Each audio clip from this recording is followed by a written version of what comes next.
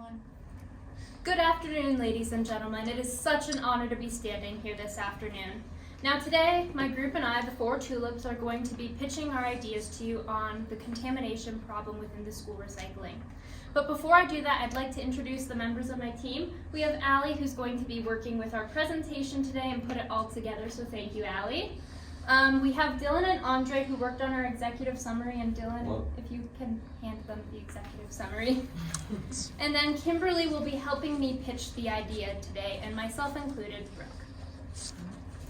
So for this project, we have a main goal, and that goal is to decrease contamination within the school recycling. When defining contamination, we defined it as food and water within the recycling bin. Now, our criteria for this issue was a small budget of $5,000 and a small staff of 3 to 5 members. So with that being said, we've done quite a bit of research on this issue, and I'm going to be sharing that in a little bit, as well as Kimberly, who will be sharing some of the ideas we've brainstormed momentarily. Now, within our research, we have found that organizations like EcoCycle have conducted many audits within food service establishments in order to incite change within the organization. Beyond that, we as a class also conducted an audit earlier in the semester, and we can personally attest to the fact that it has changed our class recycling habits. Moving forward, we also looked into the iceberg model a bit more. This model suggests that we not only react to events, but instead we anticipate patterns, we design underlying structures, and we transform mental models. So when it comes to one's view on recycling, it goes beyond just reaction. The problem we are trying to solve is, as stated, we are dealing with a contamination within our recycling. This is a big problem on our campuses, and my team and I have decided on a solution that digs deeper into the iceberg model than just reaction. So now that I have discussed our goals, criteria, our background research, and the problems we face, Kimberly will be discussing our team's proposal to the issue. Alright, so our team brainstormed several ideas before we landed with the one that we did, as I'm sure all of you did. So the first one, we started with the idea of kind of like a TED Talk, a more formal event where you can come and sit down and listen. And then we moved to more of a recycling fair or carnival type dealio, but also decided against that. We decided against these options because we didn't think they would have the kind of student participation that we're looking for. A TED Talk, since it is a more formal event, might not draw the kind of crowd that we're looking for, and a recycling fair, while fun and full of variety, would be costly and also might not have the turnout that we're looking for. From these ideas, we developed the concept that we're presenting to you today, a mini recycling audit as a part of Student Life's Welcome Week.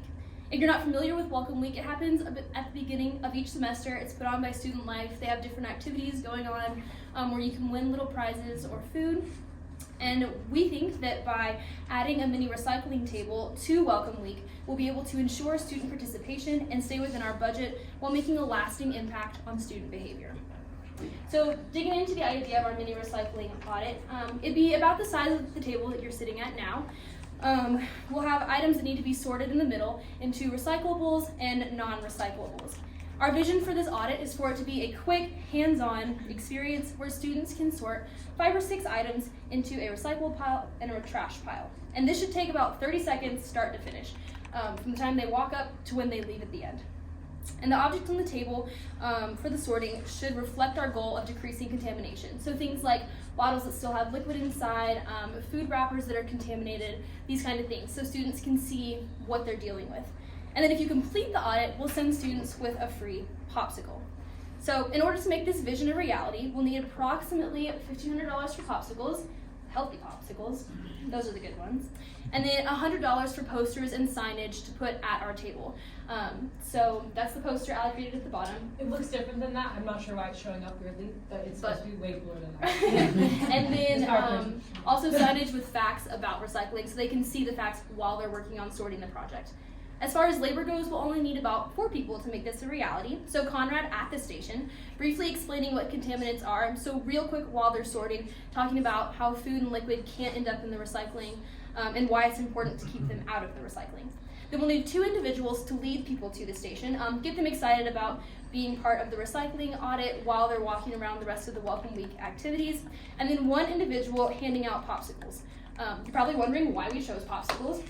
It's because when you give someone a popsicle, you're giving them trash to throw away. So that comes with a plastic wrapper and a wooden stick. So when they leave after the audit, the person handing out the popsicles needs to make sure that those students know where they're throwing their trash. We're hoping that this will be a way for students to solidify the recycling lessons we've taught them and that they'll carry that with them through the rest of the semester. So to conclude, through our recycling audit, we're looking beyond a short-term solution and seeking to educate students and change their habits in order to ensure our recycling bins are contaminant-free.